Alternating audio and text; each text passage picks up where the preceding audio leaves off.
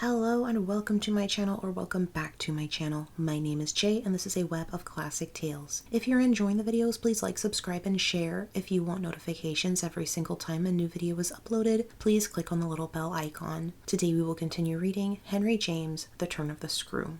I got hold of Mrs. Grose as soon after this as I could, and I can give no intelligible account of how I fought out the interval. Yet I still hear myself cry as I fairly threw myself into her arms. They know! It's too monstrous! They know! They know! And what on earth? I felt her incredulity as she held me. Why, all that we know, and goodness knows what else besides. Then, as she released me, I made it out to her. Made it out perhaps only now with full coherency even to myself. 2 hours ago, in the garden, I could scarce articulate. Flora saw. Mrs. Grose took it as she might have taken a blow in the stomach. "She has told you," she panted. "Not a word. That's the horror. She kept it to herself. The child of 8. That child!" Unutterable still for me was the stupefaction of it. Mrs. Grose, of course, could only gape the wider. "Then how do you know?" "I was there. I saw with my eyes. Saw that she was perfectly aware." "Do you mean aware of him?" "No. Of her." I was conscious as I spoke that I looked prodigious things, for I got the slow reflection of them in my companion's face. Another person, this time, but a figure of quite as unmistakable horror and evil. A woman in black, pale and dreadful, with such an air also and such a face, on the other side of the lake. I was there with a child, quiet for the hour, and in the midst of it she came. Came how? From where? From where they come from. She just appeared and stood there, but not so near. And without coming nearer. Oh, for the effect and the feeling, she might have been as close as you. My friend, with an odd impulse, fell back a step.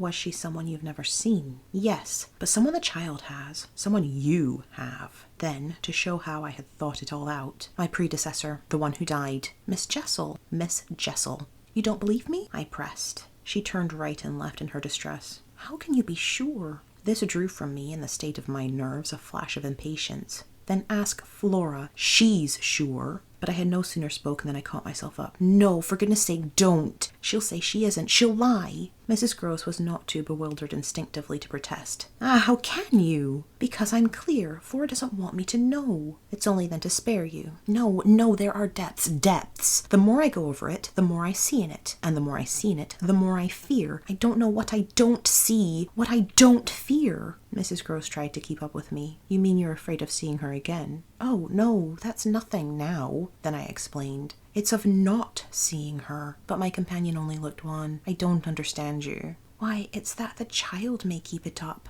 And that the child assuredly will, without my knowing it." At the image of this possibility, Mrs. Grose for a moment collapsed, yet presently to pull herself together again, as if from the positive force of the sense of what, should we yield an inch, there would really be to give way to. Dear, we must keep our heads, and after all, if she doesn't mind it," she even tried a grim joke, "perhaps she likes it. Like such things! A scrap of an infant! Isn't it just a proof of her blessed innocence?" my friend bravely inquired. She brought me, for the instant, almost round. "Oh, we must clutch at that. We must cling to it. If it isn't proof of what you say, it's proof of goodness knows what. For the woman's a horror of horrors." Mrs. Grose at this fixed her eyes a minute on the ground. Then at last raising them, "Tell me how you know," she said. "Then you admit it's what she was?" I cried. "Tell me how you know," my friend simply repeated. "No, by seeing her, by the way she looked. At you, do you mean, so wickedly?" "Dear me, no. I could have borne that. She gave me never a glance. She only fixed the child." Mrs. Grose tried to see it. "Fixed her." "Ah, with such awful eyes." She stared at mine as if they might really have resembled them. "Do you mean of dislike?" "Goodness help us, no. Of something much worse." "Worse than dislike?" This left her indeed at a loss. "With a determination indescribable, with a kind of fury of intention." I made her turn pale.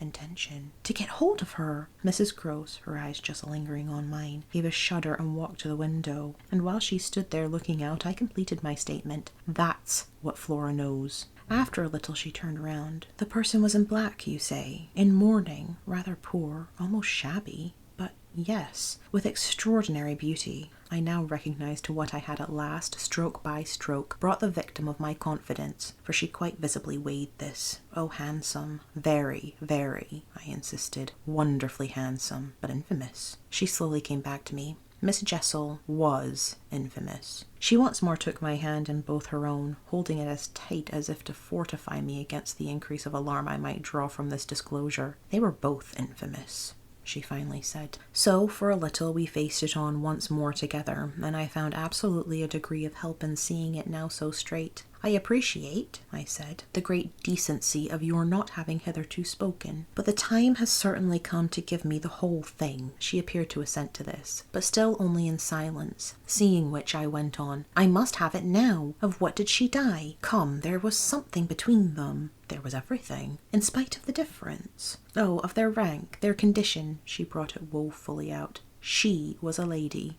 I turned it over. I again saw. Yes, she was a lady. And he so dreadfully below, said Mrs. Grose. I felt that I doubtless needn't press too hard in such company on the place of a servant in the scale, but there was nothing to prevent an acceptance of my companion's own measure of my predecessor's abasement. There was a way to deal with that, and I dealt, the more readily for my full vision on the evidence of our employer's late, clever, good-looking own man, impudent, assured, spoiled, depraved. The fellow was a hound. Mrs. Grose considered as if it were perhaps a little a case of a sense of shades. I've never seen one like him. He did what he wished. With her. With them all. It was as if now in my friend's own eyes Miss Jessel had again appeared, and I seemed at any rate for an instant to see her evocation of her as distinctly as I had seen her by the pond, and I brought out with decision, it must have been also what she wished. Mrs. Grose's face signified that it had been indeed, but she said at the same time, poor woman, she paid for it. Then you do know what she died of? I asked. No, I know nothing. I wanted not to know. I was glad enough I didn't, and I thanked heaven she was well out of this. Yet you had, then, your idea of her real reason for leaving? Oh, yes. As to that, she couldn't have stayed, fancy it here, for a governess. And afterward I imagined, and I still imagine. And what I imagine is dreadful. Not so dreadful as what I do, I replied, on which I must have shown her, as I was indeed but too conscious, of a front of miserable defeat. It brought out again all her compassion for me, and at the renewed touch of her kindness my power to resist broke down. I burst, as I had the other time made her burst, into tears. She took me to her motherly breast, and my lamentation overflowed.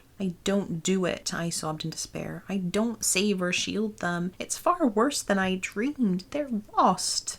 Thank you for listening. This has been Henry James, The Turn of the Screw, Chapter 7. I've been Jay. This has been a Web of Classic Tales. Please like, subscribe, and share. Click the bell icon for notifications. I hope you're having a fantastic day. Have a nice life, and I'll see you next time.